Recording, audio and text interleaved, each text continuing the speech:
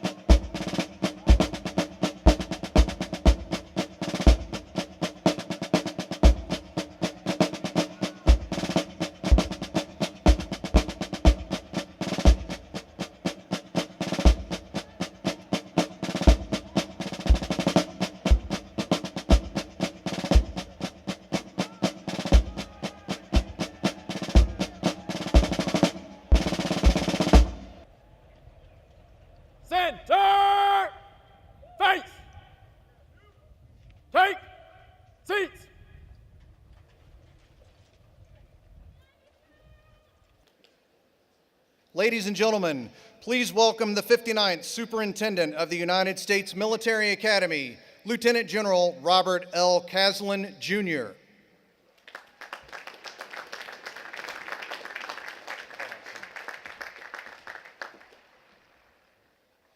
Secretary Mattis, Secretary Spear, General Milley, distinguished guests, ladies and gentlemen, of course, the great class of 2017. Good morning and welcome to West Point and the world's preeminent leader development institution, so others may dream. What a great day here in the Hudson Valley, and we're really grateful that the weather turned around for us, so thanks to the Commandant, the G3, and the chaplain for that. We've got ourselves a beautiful day for a graduation, and we are so glad you're here to share it with us. Before we begin, let me just take a moment to acknowledge our distinguished guests who are with us on the dais. This morning's graduation speaker, the 26th Secretary of Defense, the Honorable Jim Mattis.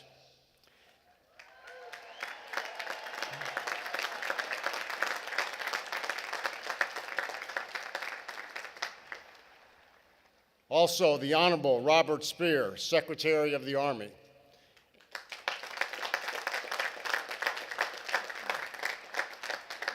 And our 39th Chief of Staff of the United States Army, General Mark Milley.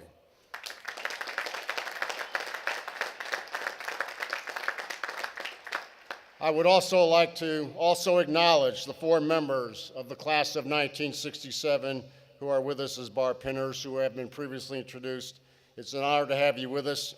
Honorable Thomas White, Honorable Thomas Dyer, retired Colonel Dr. Tom Parr, and retired Lieutenant Colonel Freed Lowry. Thank you, gentlemen, for being with us.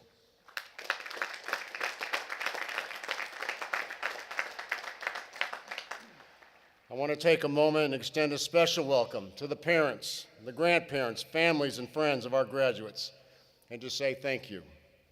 Every graduate here this morning will tell you that their 4 years at West Point were without a doubt some of the most challenging experiences in their lives. And they succeeded. And a huge part of their success is thanks to your love and support, encouragement, and motivation. Thank you for your continued support in helping your cadets to get here and to stay here and to make it to the end. So class of 2017, would you please stand and join me for a huge round of applause for your family and your friends here today, and to say thank you for all of their support. Please stand and thank them.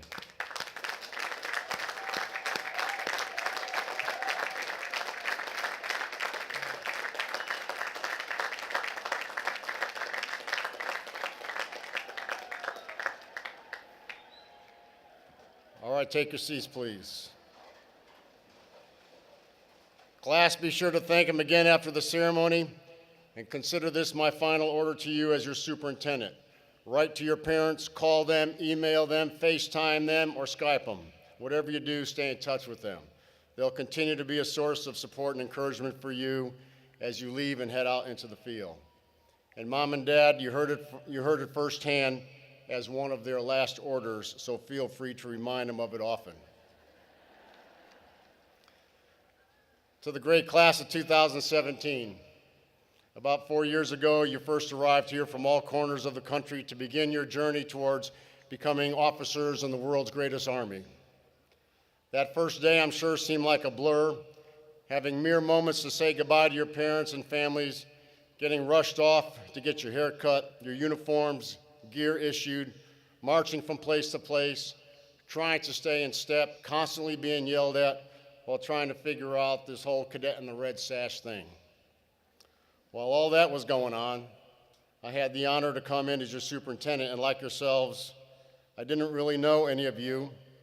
Well, scratch that, I knew at least one of you. We had a long history when she crashed into my car when she was in high school. Just some payback, Caitlin. But we've been through a lot together these past 4 years. Shared a lot of good times and good memories, including a win over Navy.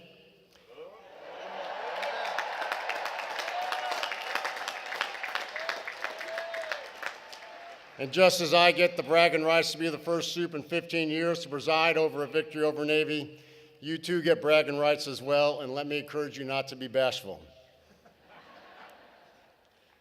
That first day back in July 2013 seemed like a lifetime ago, and it's been a great 4 years together. But like I said, a lot of good memories. But now you all have to leave. And me, well, General Milley keeps talking about a soup for life option, so I don't know. In all seriousness, though, you've been an incredible class, and I am proud to have been your superintendent, and congratulations to all of you. Today you become, yeah.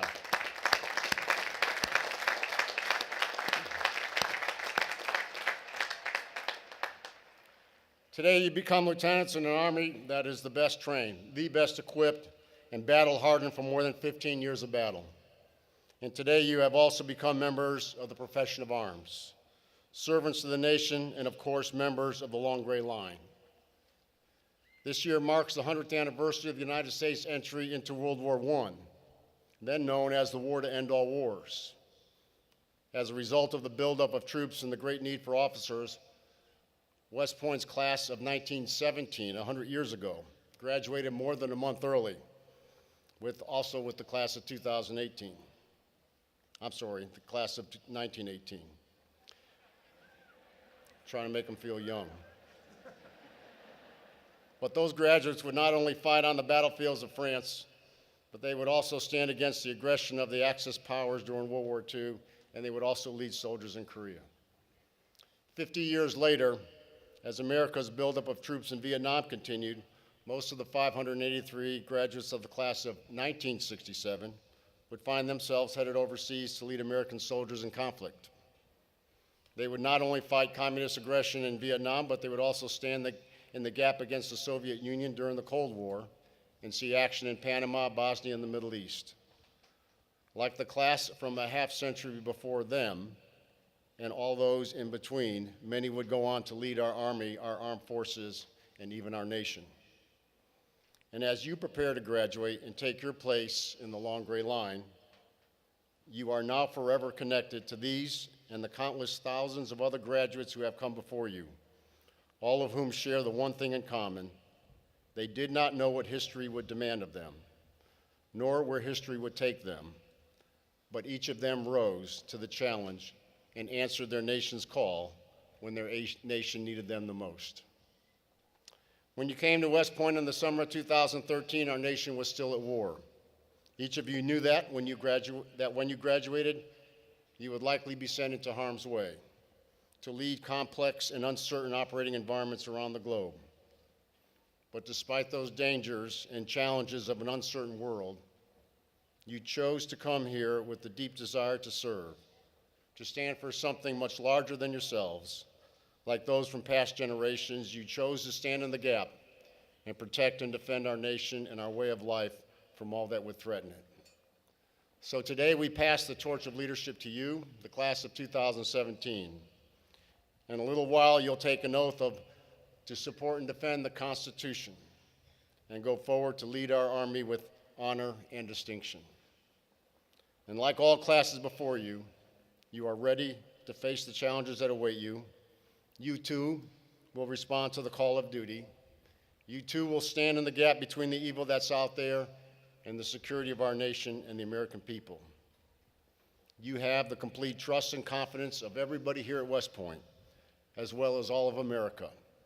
You are ready, you are prepared, and you will be great. We all could not be more proud in each and every one of you. It is now my honor to introduce this morning's graduation speaker. Secretary Jim Mattis became the 26th Secretary of Defense on January 20th, 2017. During more than 4 decades in uniform, he commanded Marines at all levels, including combat tours in Iraq and Afghanistan. Secretary Mattis also commanded U.S. Forces Command, NATO's Supreme Allied Command for Transformation, and U.S. Central Command, where he directed the military operations of more than 200,000 soldiers, sailors, airmen, Marines, Coast Guardmen, and Allied forces across the Middle East. I had the distinct honor of working for him for 21 months while he was the Central Command Combatant Commander, and I was in Iraq after the 2011 drawdown. It was a reassuring feeling knowing this incredible strategic warrior leader had our backs out there. I could not have worked for a more incredible leader. Following his retirement from the United States Marine Corps in 2013, Secretary Mattis served as the Davies Family Distinguished Visiting Fellow at the Hoover Institute at Stanford University, specializing in the study of leadership, national security, strategy, innovation, and the effective use of military force. Mr. Secretary, we are truly honored to have you with us this morning, and you can be proud of these young men and women who are leaders who will serve our nation with dedication, commitment, and character. Ladies and gentlemen, please join me in a warm West Point welcome for this morning's graduation speaker, Secretary Jim Mattis.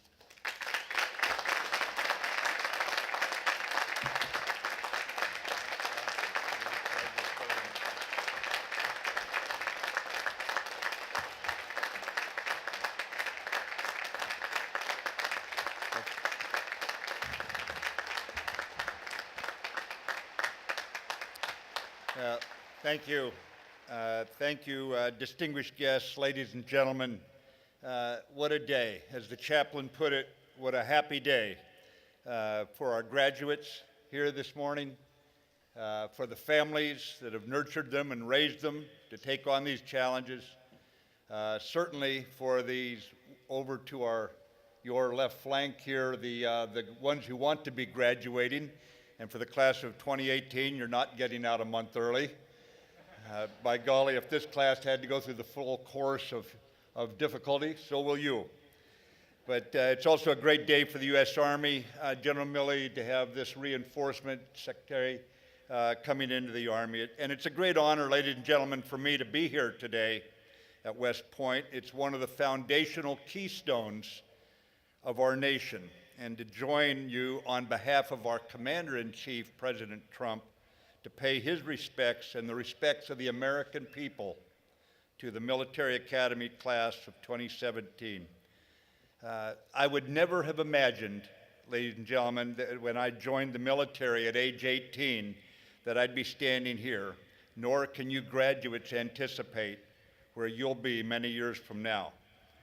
By the time this class was in first grade classrooms in every state across our union, our country had been thrust into a war by maniacs who thought that by hurting us, they could scare us. Well, we don't scare, and nothing better represents America's awesome determination to defend herself than this graduating class. Every one of you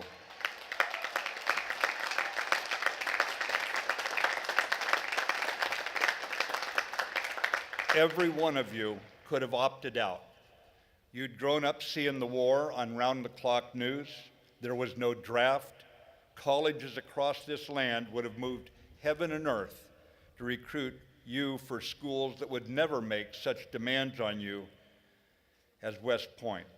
Starting with Beast Barracks, an aptly named introduction to the long gray line, creating American soldiers who are at their very best when the times are at their very worst.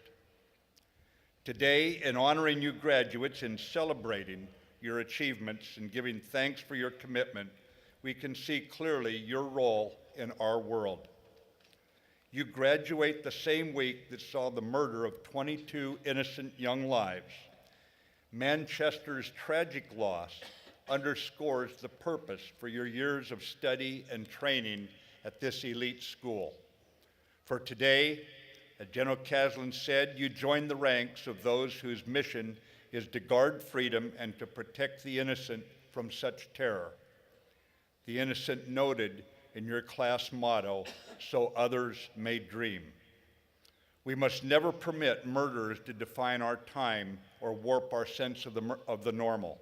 This is not normal, and each of you cadets graduating today are reinforcing the ranks of our Army, bringing fresh vigor, renewing our sense of urgency, and enhancing the Army's lethality needed to prove our enemies wrong. You will drive home a salient point that free men and women will volunteer to fight ethically and fiercely to defend our experiment that you and I call simply America. You graduates commissioned today will carry the hopes of your country on your young shoulders. You will now join the ranks of an Army at war. Volunteers all, we are so very proud of you cadets for taking the place you have earned in the unbroken line of patriots who have come before. Your oath of office connects you to the line of soldiers stretching back to the founding of our country, and in the larger sense, it grows from ancient, even timeless roots, reflecting the tone and commitment of youth long ago who believed freedom is worth defending.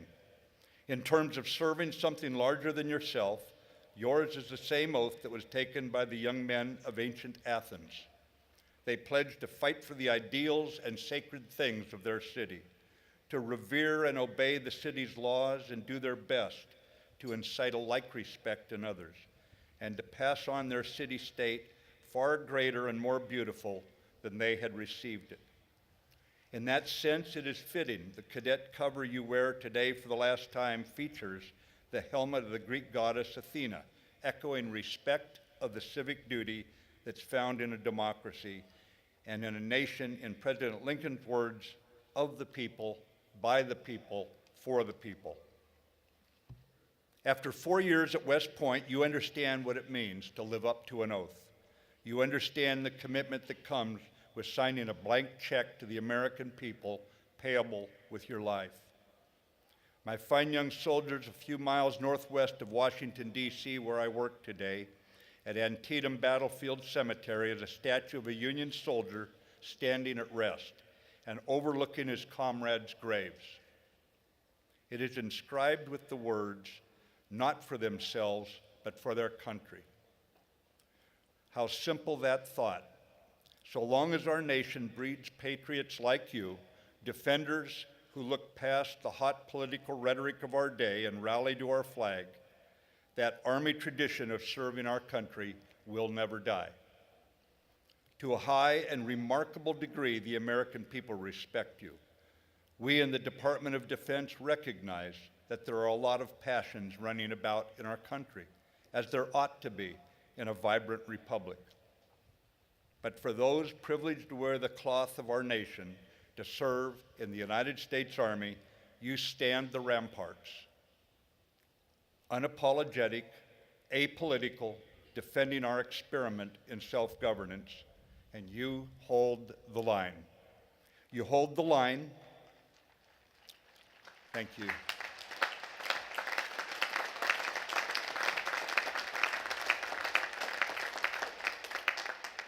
You hold the line faithful to duty, confronting our nation's foes with implacable will, knowing that if there's a hill to climb, waiting will not make it any smaller. You hold the line true to honor, living by a moral code regardless of who is watching, knowing that honor is what we give ourselves for a life of meaning. You hold the line, loyal to country and defending the Constitution, and defending our fundamental freedoms, knowing from your challenging years here on the Hudson that loyalty only counts where there are 100 reasons not to be. Behind me, across Lusk Reservoir, stands a memorial dedicated to the American soldier. On it are inscribed the words, "The lives and destinies of valiant Americans are entrusted to your care and your leadership."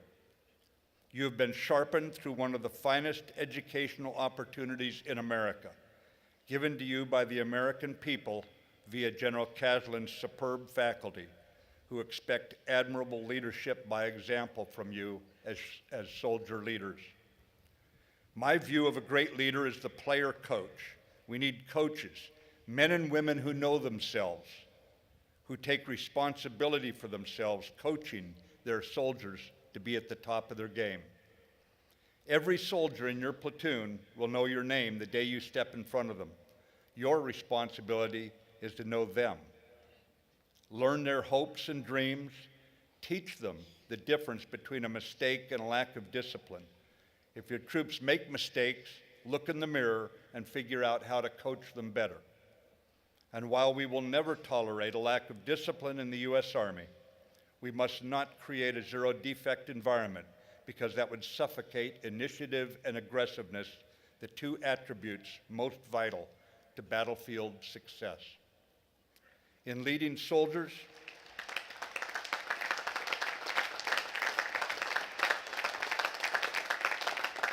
Thank you. In leading soldiers, you will have what F. Scott Fitzgerald called riotous excursions with privileged glimpses into the human heart. So recognize that you should never let your passion for excellence to neutralize your compassion for the soldiers you serve and who will follow you into harm's way. Remember that when the chips are down, it will be the spirits of your often rambunctious soldiers that will provide you the reservoir of courage you will need to draw upon. Rest assured that nothing you will face will be worse than Shiloh. Nothing can faze the U.S. Army when our soldiers believe in themselves. The chips were down in the freezing cold days before Christmas 1944 when the Nazi Army was on the attack in the Ardennes. A sergeant in a retreating tank spotted a fellow American digging a foxhole. The GI, Private First Class Martin, looked up and said to the sergeant in the tank, "Are you looking for a safe place?" "Yeah," answered the tanker. "Well, buddy," the private said with a drawl, "just pull your vehicle behind me. I'm the 82nd Airborne, and this is as far as the bastards are going."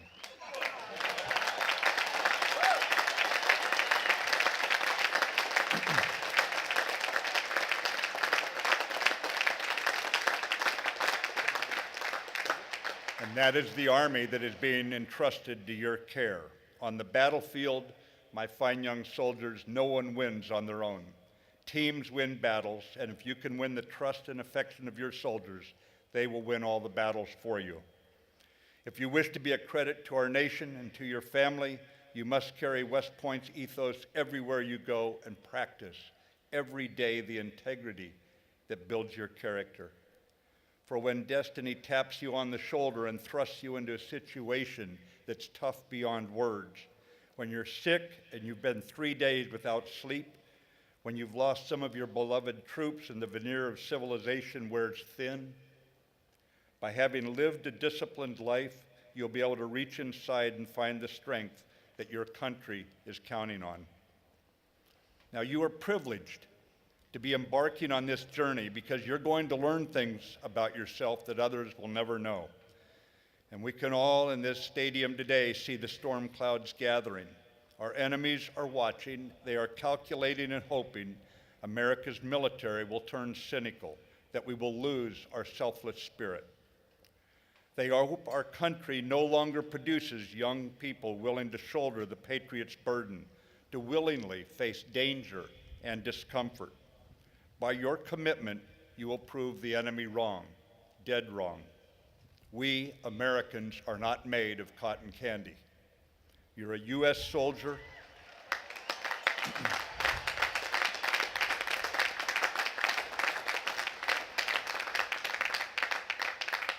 You are a U.S. soldier, and you hold the line.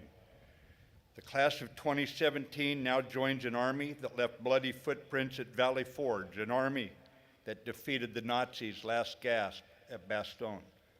Your class will certainly be remembered for an Army football team that took to the field of friendly strife and beat Navy.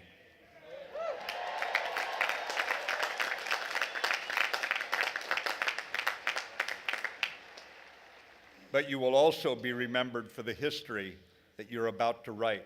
And when you turn over your troops to their next commander, they will be as good or better than you received them.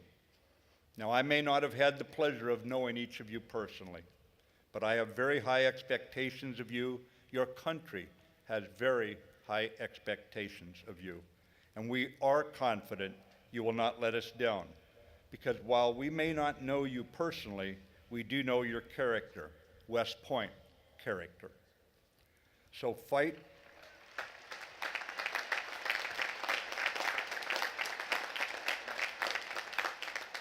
So fight for our ideals and our sacred things, incite in others respect and love for our country and our fellow Americans, and leave this country greater and more beautiful than you inherited it, for that is the duty of every generation. To the families here today, I can only say thank you. Apples don't fall far from the tree. Thank you for the men and women that you raised to become soldiers.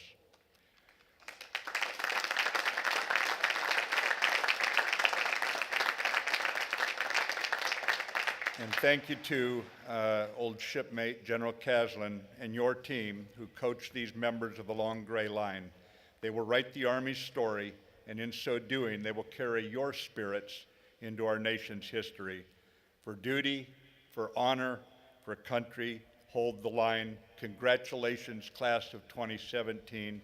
May God bless America. Thank you.